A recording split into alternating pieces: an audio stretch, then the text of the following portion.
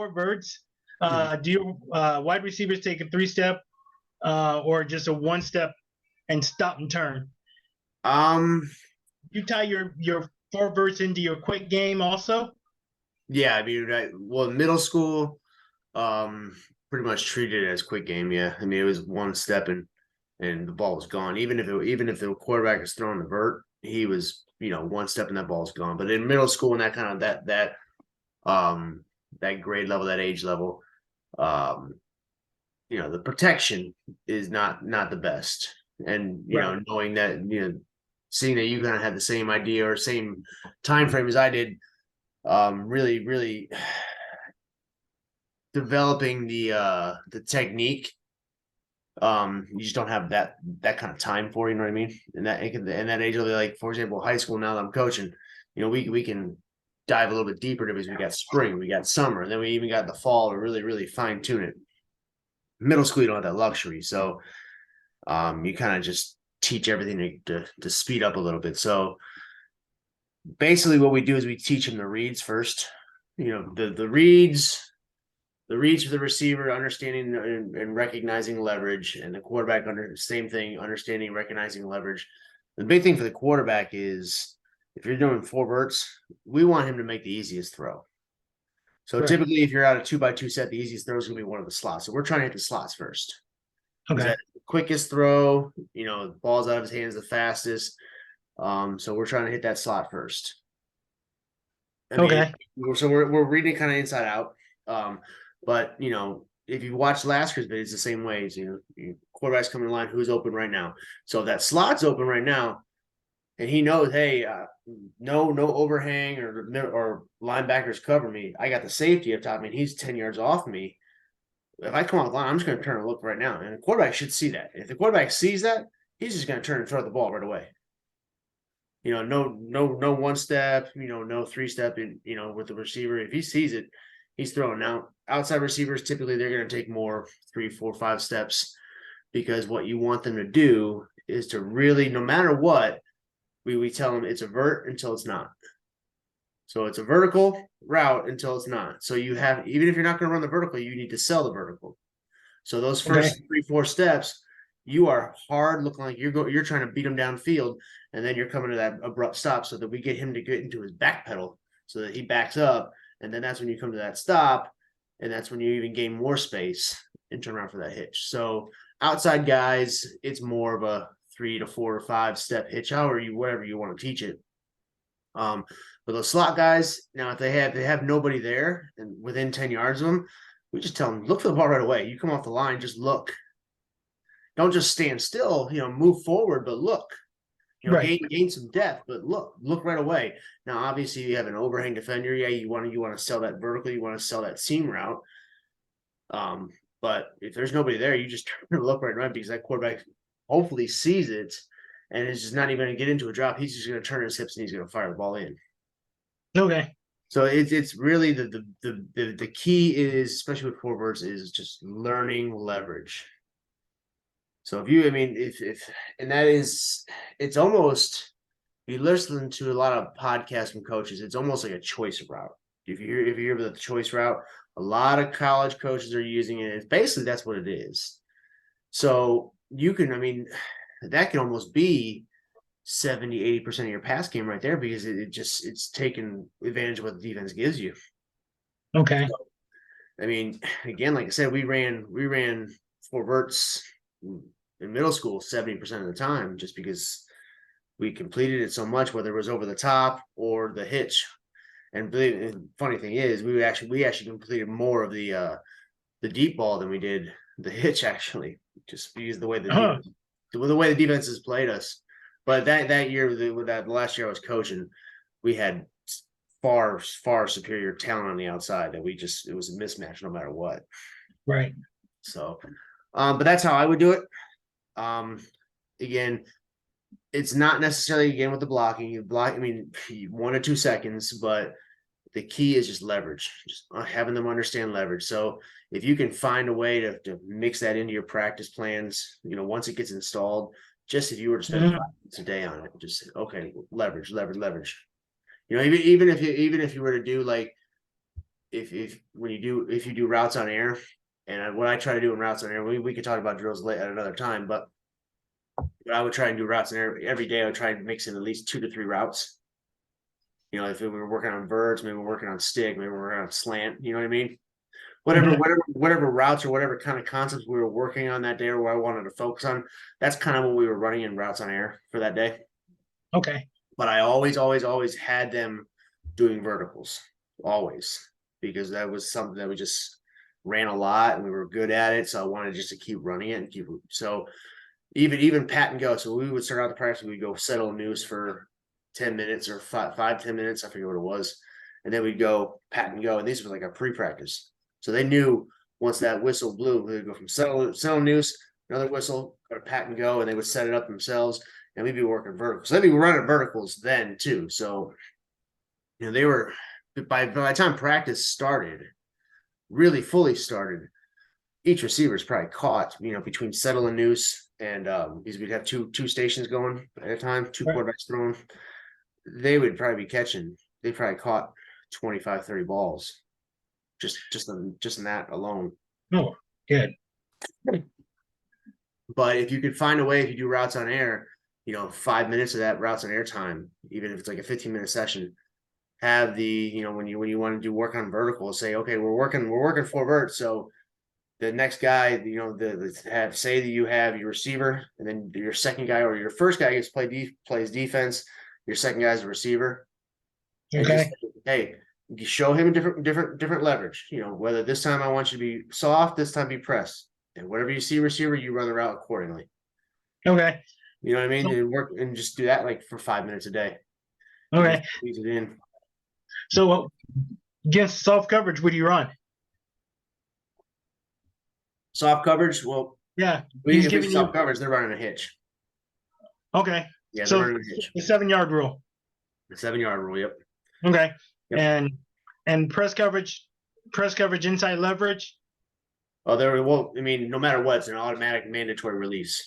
Okay. They're automatically getting, especially the outside receivers, they are automatically getting the outside beats. If you allow them the freedom to cut inside and out, then what happens is when say, for example, all receivers have to go vertical, and they cut in, you know, say both, you know, one receiver, the slot receiver cuts the outside like they're supposed to, but the outside receiver cuts the inside, and now they're going vertical this way. The spacing is just terrible. Right. Okay. Yeah. We see a lot of I'll see a lot of probably 50 5-man front, single high safety. They'll probably give you that cover 3 look. Yeah. Oh yeah. I'll probably see a lot of that. Now, do you see 5 down, five hands in the dirt, or is it just like, you know, 4-man front with a 5th linebacker coming somewhere?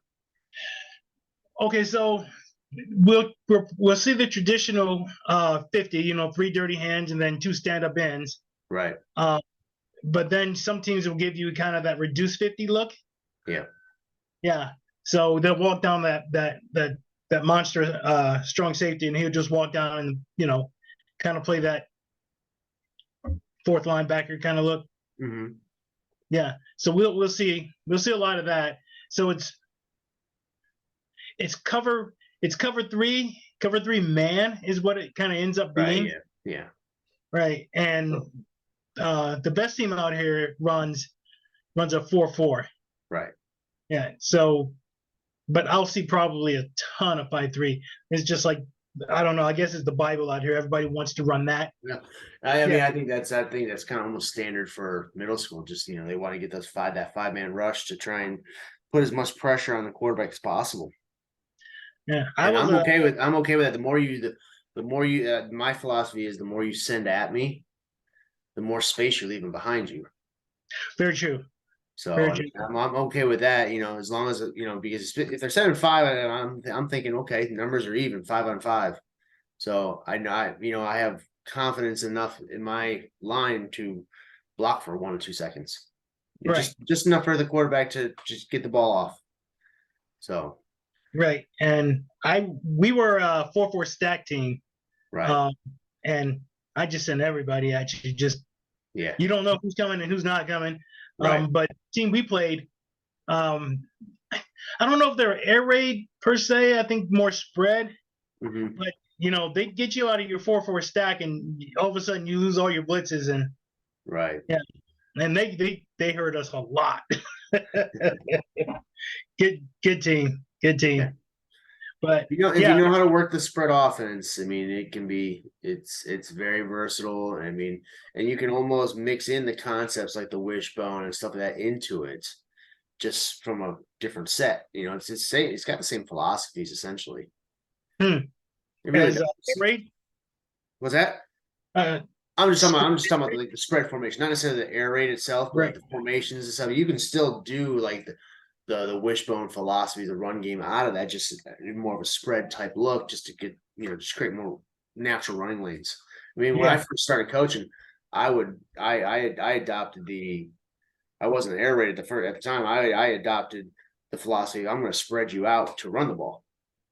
Oh, okay. I wanted to spread you out 4 or 5 wide receivers so that I had a running quarterback, or I used the motion on every play just to create natural running lanes. I wanted to see where lanes, how they would cover it, and then from there I'd figure out who I wanted to get the ball to. I threw the ball quite a bit still, but I was trying to spread you out to run the ball, and then eventually evolved into the air raid. Well, I mean, And what's your favorite run? Is that GT counter or I like the counter. The counter is dirty. It is dirty, especially if you can teach those kids how to pull properly. And no middle school linebacker that I've ever came across, especially the middle linebacker, are knowing how to read a guard. right? So you automatically are going to have numbers to one side because they're gonna follow the flow of the down blocks. Yeah. And also they're not going to see those guys coming across, and all of a sudden just it bursts it wide open. Hmm. So GT Okay. counter is probably my favorite. I've liked the inside zone. Um, Starting to become a little bit more fan, and I did a video on it of the trap just because it's so quick. It's a quick hitter. Yeah. I mean, I Yeah. haven't used it much. I'm not nearly as skilled as far as calling it, but I mean, using it, especially watching it with our high school team use it, and man, it's not, if you watch the video, I talk about it's not one of those runs that's typically going to burst you 80, but man, it's such a quick hitting play that it's almost guaranteed you 4 or 5, and that's okay. Yeah. I'll take that. Yeah, and so really, I would say inside zone and GT counter really are my two favorite. Okay. And then So if I can mix in with the quarterback counter as well, if I can, because I like a quarterback that can run. So those are my two favorite. okay, counter and Inside inside zone. zone. Yeah. Yeah. So not a whole lot of outside zone. Just I mean, we used it a little bit. I mean, it was more of a stretch play. okay. It wasn't real successful with us, so I kind of went away from it. And my outside runs either was the jet sweep Mhm. or my outside screen game. I use it as an extension of the run game. Whether it was the bubble screen or the now screen, even the tunnel screens. Once we put that in, because it's a lateral quick hitting throw that just get the ball out quick, and it's essentially just an outside run for us. Right. So offensive line. Yeah, I was watching that Shane Dular video that you was telling me about with him and Found it. Good. I'm glad you found it. yeah, that was really good. It was good stuff. Yeah, so I was watching that. I was like, I'm gonna have to incorporate some of this into practice. So Yeah, yeah, he it's knows good his stuff. stuff. So you go quick game.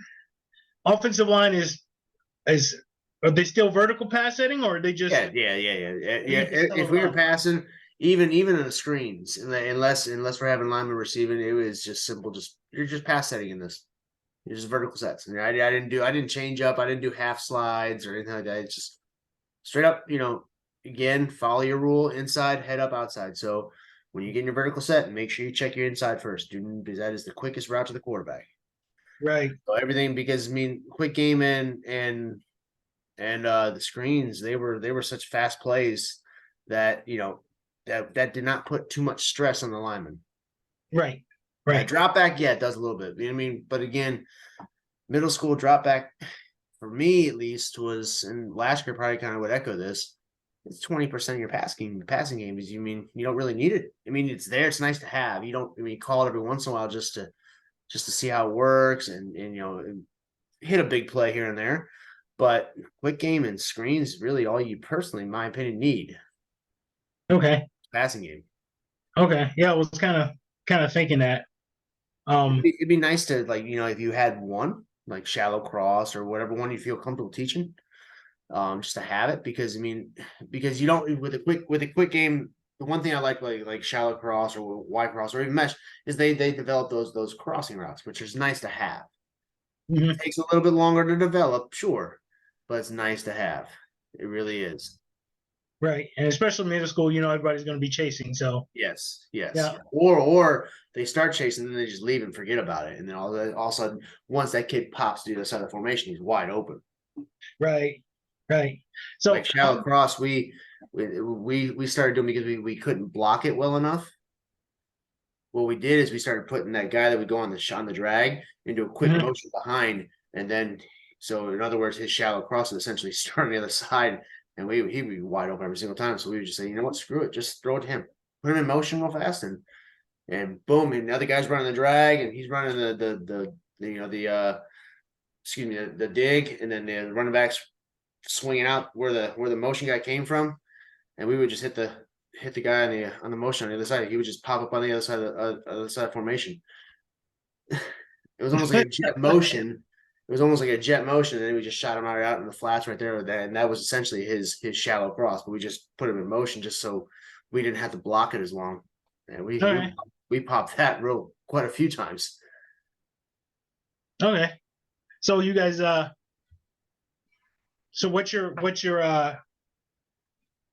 when you're running shallow cross, well, not shallow cross, sorry, you're running quick game, you don't leave your running back in for pass pro. No. No, Okay. So I mean, in quick game especially, he's part of the concept. Stick, he's just part of running the swings. concept. The only time he's not part of the concept is if we're in a 3x1 set. Okay. Because with our rule was, if we're in 3x1 where it's early or late, we always want the running back swinging opposite the trips, Right. Right. because you know we know that more than likely that one receiver that's on the one side of, against the trips, he's more than likely going to be locked up one-on-one with that corner. So Right. a linebacker is probably going to be responsible for that running back, and if we swing him out weak side, that's a long way for that linebacker to travel Right. to try and even make a play on it. So if we see that, we would just tag it and just immediately just flip it to the running back immediately. Okay. And So so I do you mean, check that, or you call that, or do you let quarterback well, read that? if the quarterback sees it and he doesn't, I mean, the quarterback has the freedom that if he sees nobody running with the running back, in 3x1 set, say we're calling stick to the right and we're swinging the running back out to the left, the quarterback sees no one going with the running back, he has the freedom just to turn and throw it. Okay. Absolutely. But if we see it and he hadn't thrown it and we still see it, no one's going with the running back, we'll tag something. We'll tag, to it. We'll call, like, I'll make this up as I go here, and we'll say, early, stick right, and we'll just, do that. And that just for that is just for our running back, the back, tapping the back. And that would Right. tell them, okay, I'm just gonna flip it out to the running back right now. Oh, okay. And that Okay. would be our tag right there. Okay. So, Okay. so it's really three signals right there. I mean, everyone else is running stick, but he's gonna run. He knows that. Okay, I'm just gonna throw it to running back right away. Okay. And so you just call whatever that play was. Yep. Okay, from the sideline. All right. Yeah, I mean that's not in play, but that's kind of stuff we tell them. Hey, there's certain things we tag to it. You need to know what these, and we would give them signals, and it wouldn't be a lot because we obviously don't want to overwhelm them. So you're trying to simplify that as much as possible. But say, hey, don't be surprised if we see something, not change with the play, but add to it. Kind of that's what we told them what a tag was. It's an addition to the play. It's not, and sometimes it makes a totally different play. Sometimes it makes it a little bit different, but it's essentially the same thing, just a little addition here, where a little nuance. It's gonna, a little wrinkle to gain us an advantage, I guess you say. So you don't want to overwhelm them with the tag, so you just try and keep it simple. And I would avoid trying to call them as much as possible if you don't need to, just because, again, unless you don't work on it, You might confuse the kids in the middle of the game. Right. Okay. So is what packages does he stay in for? Say what? What formations does he stand for pass pro?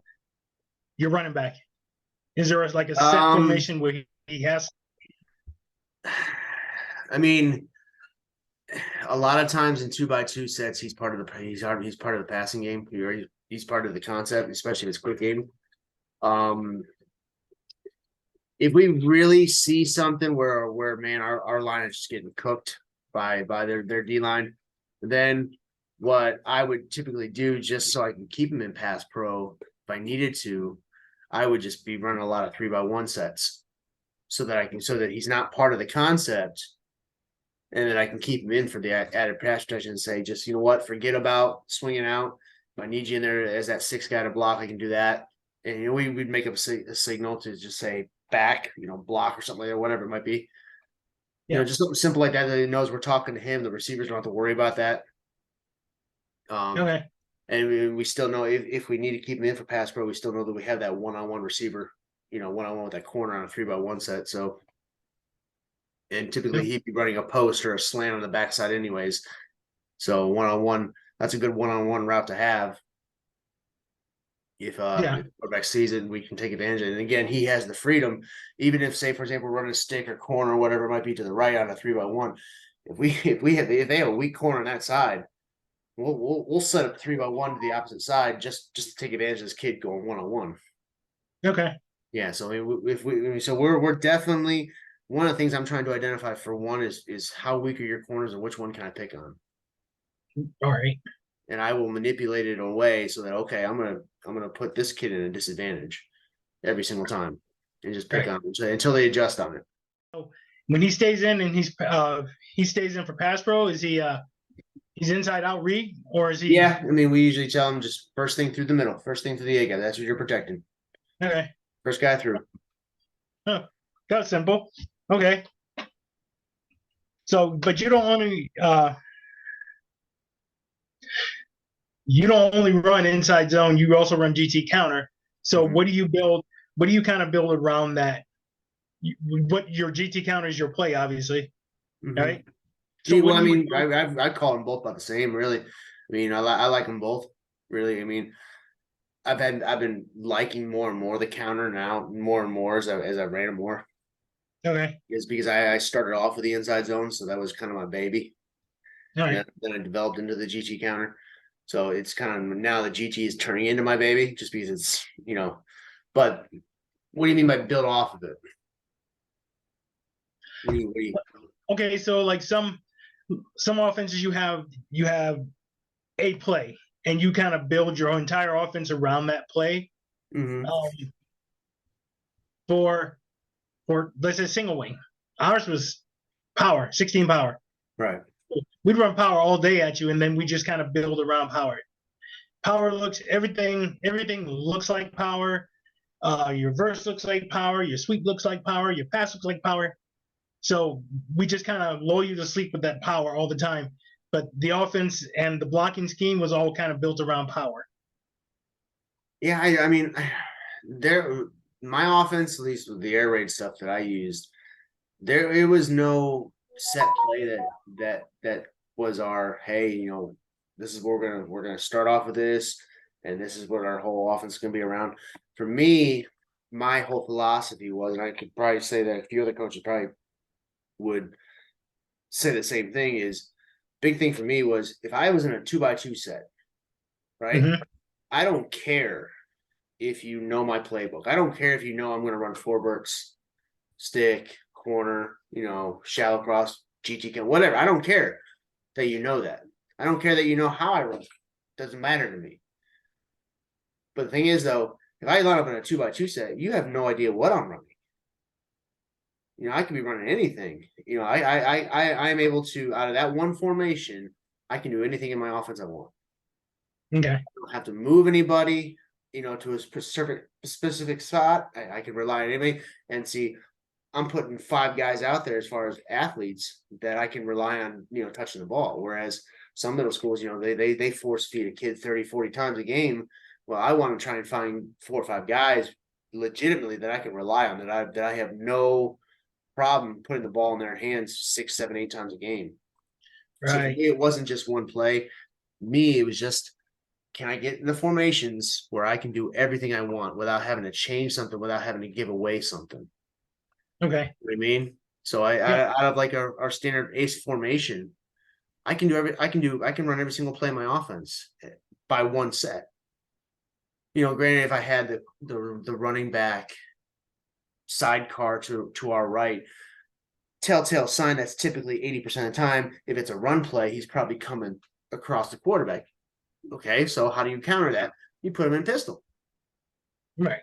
You put him in pistol, then it kind of, there is no giveaway on it. So that was my thing. It was more like, I'm going to teach the plays. It's going to keep a very, very small amount of plays, but no one play is better than the other. You know what I mean? Right. Okay. And so I wanted to be versatile, being able to run everything out of one formation and then eventually, multiple formations without having to fix that formation. Because you come across a good defensive coach and they say, well, wait a minute, that's a little bit different. Oh, and then they would figure it out, you know what I mean? Yeah. And then what you start doing is, then after that, you start intermixing motion. Okay.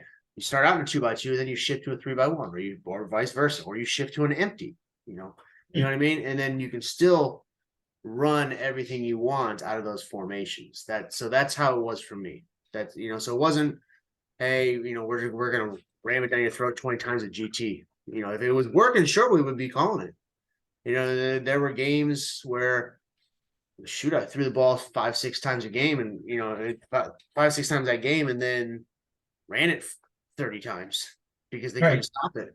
I mean, there was one game the year before that, the year before my last year, where, man, I called, and I have a video of it, where I called just jet motion inside zone, and I must have called it 15 times a game, and all 15 times I never handed off the jet. Never, because all that motion was doing was moving linebackers out of the way. And every single time they never adjusted to it. I said, well, if you ain't going to adjust to it, I'm just going to keep calling it. Oh my gosh. That So is I mean, insane. it was really, so again, it's a set of plays that you can do in that formation. You know what I mean? Yeah. And so that you don't have to change a thing. If you can figure that out, say, hey, I can do this without having to move things around and give pieces away, then you're good. You're good. So that's why I liked it too, because I wasn't relying on one play. I wasn't relying on, hey, this is my baby. This is the one I need to start with, and this is develop everything off it. No. Did I pick my favorites to start first? Sure. Like forwards, GT, stick. Those 3 plays are probably my favorite plays to call. So 4 birds, T and stick, huh? yeah. Okay. What's that? No, I was just saying, okay. Yeah, I mean, and that's me. I mean, some people like doing corners. Some people like doing. It just really depends on what you like calling. So, but for me, again, it wasn't about a set play. It was just, can I be versatile enough and not give anything away to not tip my hand as to what I was trying to call.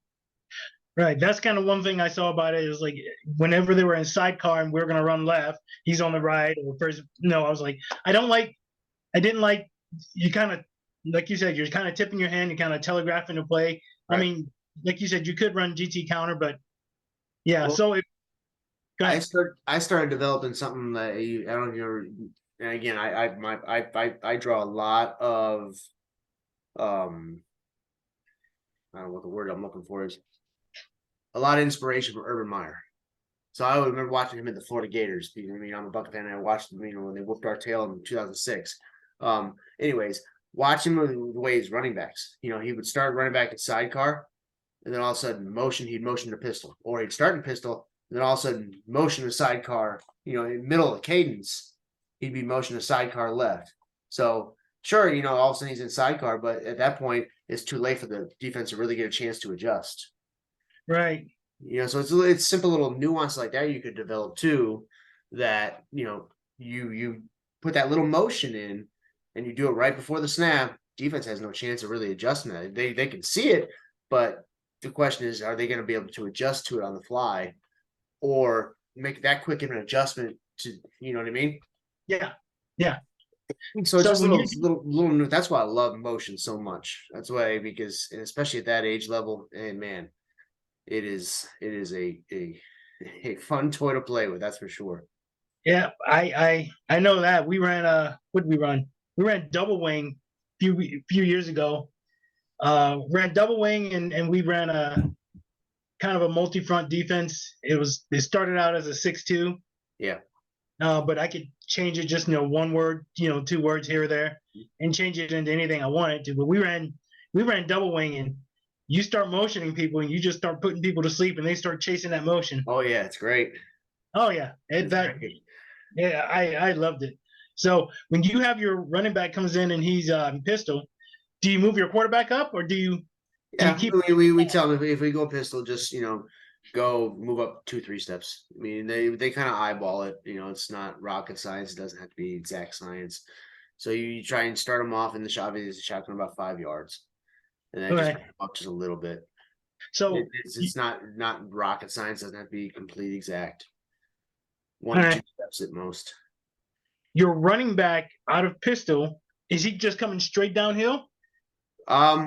It depends on what player run, because obviously You're running inside zone.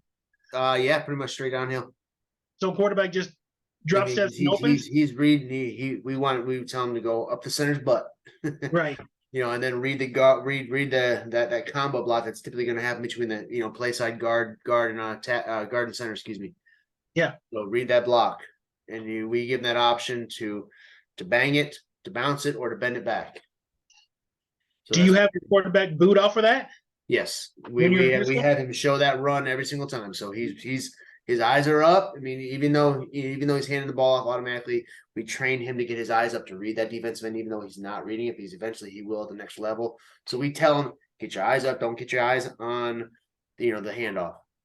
And then Okay. always, always, always fake out that run, because eventually if we see that defensive end crash, we're gonna give the tag, the salute tag to pull it automatically. Okay. So when you do that, is it the typical deep ride for your quarterback? We backside. don't have him ride it really, no, because he's not, because that you would tell him that to do if he was reading it, So we're not having him read it, so he'll hold it there and then just pull it. We're not, obviously if you were having him read it, yes, you would have him ride that, ride him a little bit closer to the line of scrimmage. But no, not for that. Unless you want to have them read it, then yes, I would say, have him ride that handoff a little bit longer. Okay. Teach the running back not to squeeze down on it. Okay. But if we call the tag salute, everybody's eyes are on me, while I'm giving the signal. So the running back and quarterback's going to see it. They say, okay, I got to fake this one. So All right. that's how I would do it. It'd be, I mean, if I had the time, I would teach the read. I just didn't have the time to do it. Yeah. We're not going to have a whole lot of time either. It's like Yeah, I said, so 3 weeks. to me, it's a lot of practice time used up for something. How much are you really going to use it? You know what I mean? Very true. Is the reward worth all the time you're going to spend in practice working on it? Because it takes a lot of time to get it. I mean, the read, not so much, because a lot of defensive ends are not going to sit there and just stay and watch the quarterback. You know what I mean? They're going to crash hard, especially if they're unblocked. So it's almost going to be a pull read every single time. Right. But then you worry about that linebacker coming across and smashing the quarterback. If they do a little scrape exchange like that, yeah. Then, but I mean, even then, that doesn't happen very often either. But it's a one thing, because if you teach them to read it a bunch of times, it's going to be a pull read, and then every single time your quarterback runs the ball, that's a better chance of him getting hit and getting hurt. Right. I like a running quarterback, but I'm not running my quarterback 10, 15 times a game, and maybe 3 or 4 times a game just to get some yardage. If I see something, you know what I mean? I like the mobile quarterback, but not enough to the point where he's going to be my leading rusher. Okay. Understand that, because we don't need him to get hurt. Yeah. So first play you put in, is it 4 birds or is it Yeah, four Or birds your to start. Yep. okay. Just because of that choice route option, the hitch option with it. Just Right. because that is such a versatile play in itself. Because essentially it's two plays in one. Yeah. Yeah. So I mean, I you need to yeah. spend a lot of time on it because it takes a little bit longer to explain because that is the only play where the quarterback and receivers are reading leverage. Okay. After that, stick and corner, quarterback's reading one guy, and the receivers there just running the space.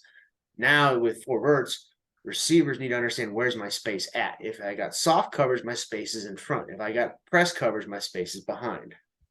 Right. So you need to so you need to rep that. So that's the first thing we start with, so that we can spend the most time on it and explain it. And then that is, and then we carve a little piece out of practice every day, somehow to work on that. All right. And you spend primarily your first week just offense. Do you Yeah, introduce any my first defense? 4 days. I mean, again, we have to have tryouts. If you don't have to have tryouts, then you can start day one. Yeah, it's at least the first 3 days. I like four. I know I'm going to use 4 days for offense. Okay. I've tried the 3 day install. It's for me, it was tough, especially with we just had two coaches. It was hard. If I had one or two Yeah. more coaches where because most of the time I was running two drills. I was running two position groups at a time. A lot of times it was receivers, quarterbacks, and running backs. It was hard. That's kind of to gonna be me. spread it out to 4 days, and it worked okay for us because again, middle school. I mean, defense is important. Don't get me wrong, Yeah. but you can teach defense and rules and things like that in a much shorter amount of time, in my opinion. No, I agree. I agree.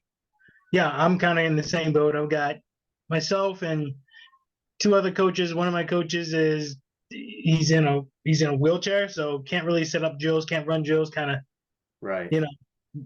But God, smart guy, smart guy. So yeah, but it's the three of us, and I'm gonna probably have running backs, quarterbacks, and receivers. My other coach has got a line, so yeah, it's gonna be kind of tough until I can find another Yeah. coach to help And, out. and I'll be happy, when we get further on going through, drills and I have practice plans I can put up on the screen and show you and stuff Oh, like that'd that. be great. I Yeah. can even send them to you.